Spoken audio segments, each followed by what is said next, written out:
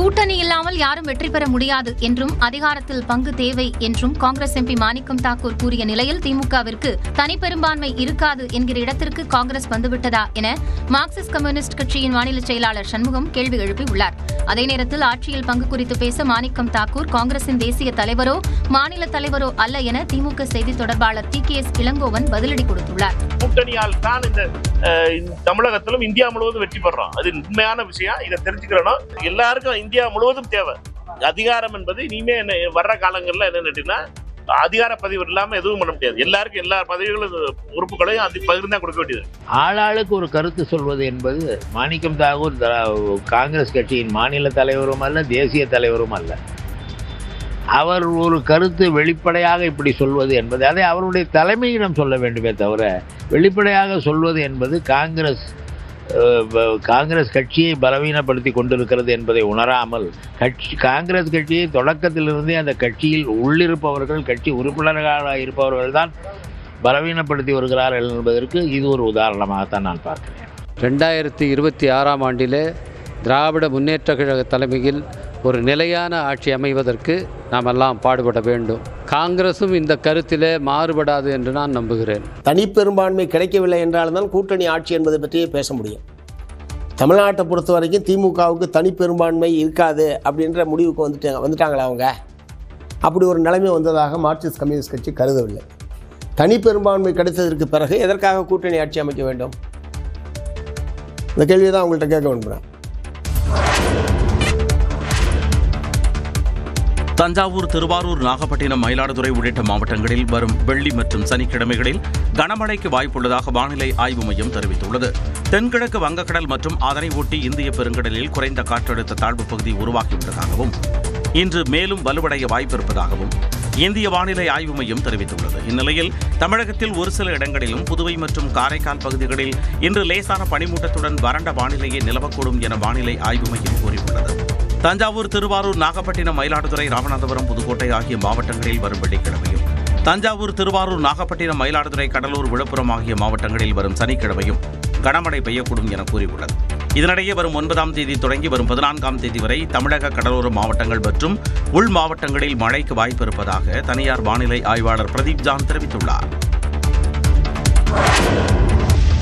Laptop திட்டம் என்பது பரிசு பொருளோ அரசுக்கான செலவு திட்டமோ இல்லை. அது இளைஞர்கள் மீதான முதலீடு என முதலமைச்சர் மு.க. ஸ்டாலின் பெருமிதம் தெரிவித்துள்ளார். கல்லூரி மாணவர்களுக்கு விலையில்லா மடிக்கணினி வழங்கும் விழா சென்னை நந்தம்பாக்கத்தில் உள்ள வர்த்தக மையத்தில் நடைபெற்றது. விழாவில் பேசிய முதலமைச்சர் அறிவுக்கு முக்கியத்துவம் தரும் இயக்கம் திராவிட இயக்கம் என்றார். திராவிட இயக்கம் என்பது அறிவு இயக்கம், அறிவுக்கு முக்கியத்துவம் கொடுக்கிற இயக்கம். தமிழர்களான நாம எப்பவுமே கடந்த கால பெருமைகளையும் பேசுவோம், எதிர்கால பெருமைகளுக்காக உழைப்போம். ஒருபோதும் போலி பெருமைகளை பேசி தேங்கிட மாட்டோம். மனிதர்கள் கண்டுபிடித்த இரண்டாவது நெருப்பு தான் AI என்றும் முதலமைச்சர் கூறினார். மனிதர்களுக்கு காலம் கொடுத்திருக்கக்கூடிய இரண்டாவது நெருப்பு தான் AI. உலகத்தை நீங்க ஆள்றதற்காக உங்க கைகளுக்கு வந்திருக்கக்கூடிய வாய்ப்பு. முதற்கட்டமாக கல்லூரி மாணவர்கள் 10 லட்சம் பேருக்கு மடிக்கணினி வழங்கும் விதமாக விழா மேடையில் 10 பேருக்கு மடிக்கணினிகளை முதலமைச்சர் வழங்கினார்.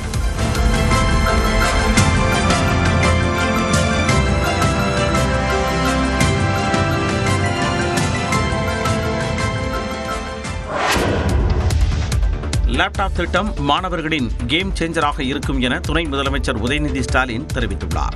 இந்த திராவிட மாடல் தொடர மாணவர்கள் உங்களுடைய அன்பும் ஆதரவும் மிக மிக அவசியம். உங்களுக்காக இன்னும் ஏராளமான திட்டங்களை தருவதற்கு நம்முடைய முதலமைச்சர் அவர்கள் தயாராக இருக்கின்றார். நிகழ்ச்சியில் பேசிய நடிகர் கார்த்தி பிரச்சனைகளை எதிர்கொள்வதற்கு கல்விதான் உதவுகிறது என்றார். தயவு செஞ்சு கல்வியை ஸ்ட்ராங்காக பிடிச்சிக்குங்க. இந்த வயசுல தான் நிறைய டிஸ்ட்ராக்ஷன்ஸ் இருக்கும். அதை தாண்டி அதை தைரியமாக கான்ஃபிடண்ட்டாக அதை பிடிச்சிட்டிங்கன்னா லைஃப் லாங் உங்களுக்கு பயமே இருக்காது. நான் அமெரிக்காவில் படிக்கும்போது நான் அங்கே ஏற்கனவே எனக்கு முன்னாடி போயிருந்தவங்க பெரிய தொழில் முனைவோர்கள் எல்லாருமே அரசு பள்ளியில் படித்து வந்திருந்தாங்க. அது ரொம்ப அப்போ ஆச்சரியமாக இருந்துச்சு. ஆனால் இன்னைக்கு அது ஆச்சரியமாக இல்லை. AI மூலம் வேலை பறிபோகும் என கூறப்படும் நிலையில் பல தொழில் முனைவோர்கள் உள்ள இந்தியாவில் அது வளர்ச்சி அடையும் என்றார்.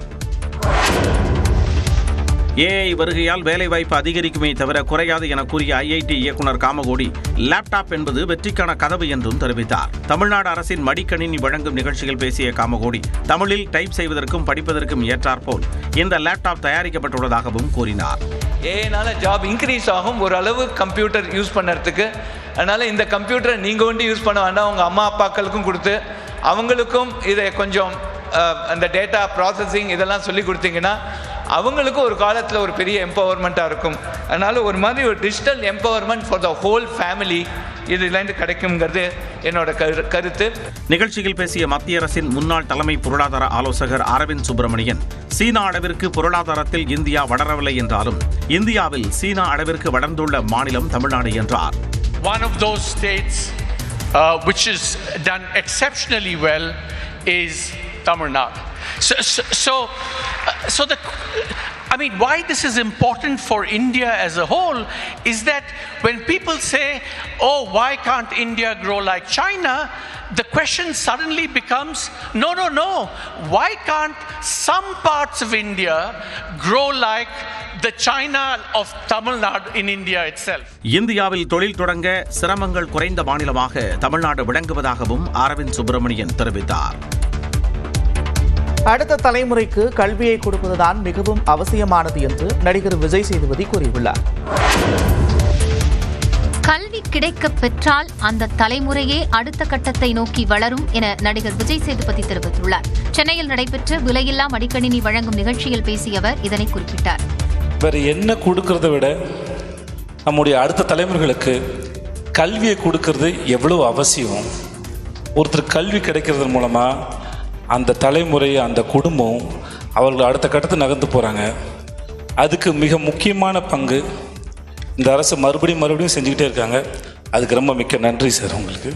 திமுக அரசு கல்வியையும் அறிவையும் மூலதனமாக கொண்டு செயல்படுவதாக நடிகர் மணிகண்டன் குறிப்பிட்டார். நம்மளுடைய இந்த திராவிட மாடல் அரசு எதை மூலதனமாக நம்புதுன்னா அறிவை, கல்வியை.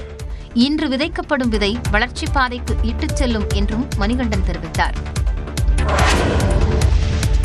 யுபிஎஸ்சி தேர்வுக்கு படிப்பதற்கு நான் முதல்வன் திட்டம்தான் உதவியது என ஐஏஎஸ் அதிகாரி பிரசாந்த் தெரிவித்தார். சென்னையில் நடைபெற்ற உலகம் உங்கள் கையில் நிகழ்ச்சியில் பேசிய அவர் பொருளாதாரத்தில் மிகப்பெரிய பிரச்சனைகளை எதிர்கொண்டதாக தெரிவித்தார். அம்மாக்கு தான் நான் அது ஒரு ட்ரிபியூட்டாக நினைக்கிறேன். பிகாஸ் அவங்களும் என்னோட பாட்டியும் இல்லைனா இன்றைக்கி நான் இந்த ஸ்டேஜில் இருந்திருக்க முடியாது.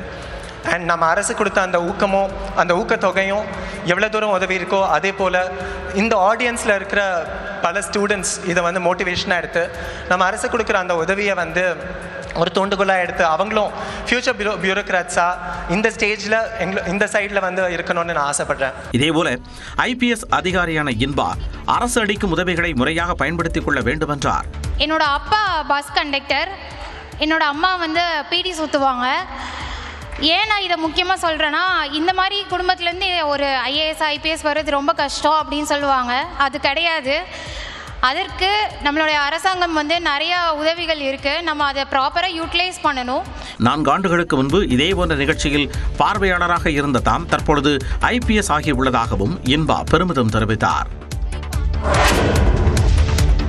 ஒரு தொழில் முனைவோர் ஆவதற்கு பெரிய கல்வி நிறுவனங்களில் படித்திருக்க வேண்டிய தேவையில்லை என இப்போபே நிறுவனர் மோகன் தெரிவித்துள்ளார். எல்லாருக்கும் இருந்த கேள்வி, கூகுள் பே, ஃபோன்பே இந்த மாதிரி ஒரு பெரிய ஜெயண்ட் கூட நீங்கள் எப்படி காம்பீட் பண்ண போகிறீங்க, உங்களுடைய ஸ்ட்ராட்டஜி என்ன அப்படின்னு எல்லாருக்குமே நிறையா டவுட் இருந்தது. எல்லாத்தையுமே உடைச்சி தமிழ்நாட்டில் மட்டுமே இன்றைக்கி 5 லட்சம் மெர்ச்சன்ட்ஸ் இருக்காங்க.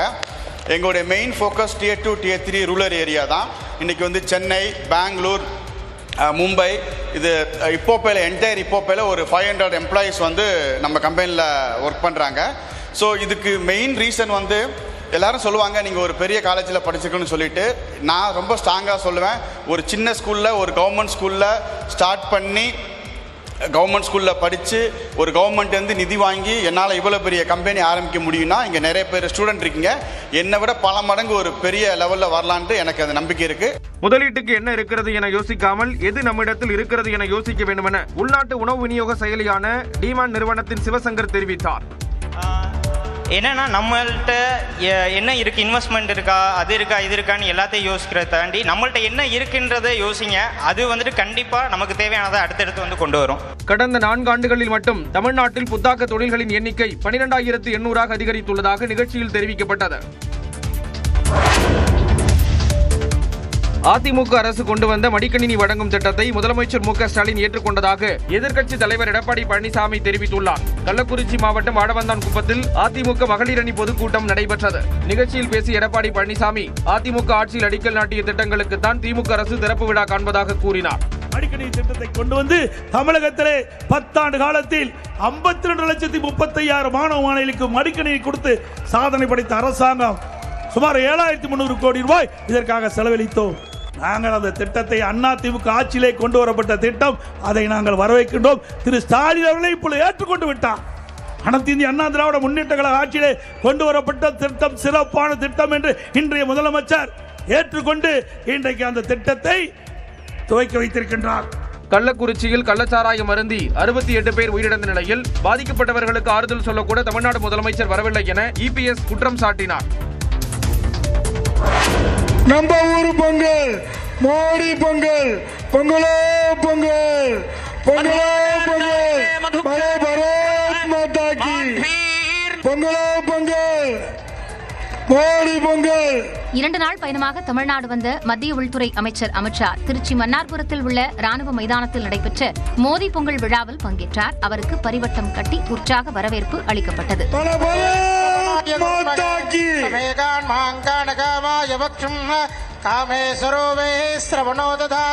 1008 பானைகளில் பொங்கல் வைத்து வழிபாடு நடத்தப்பட்ட நிலையில் அமித்ஷா விழா மேடையில் பொங்கல் வைத்து கொண்டாடினார்.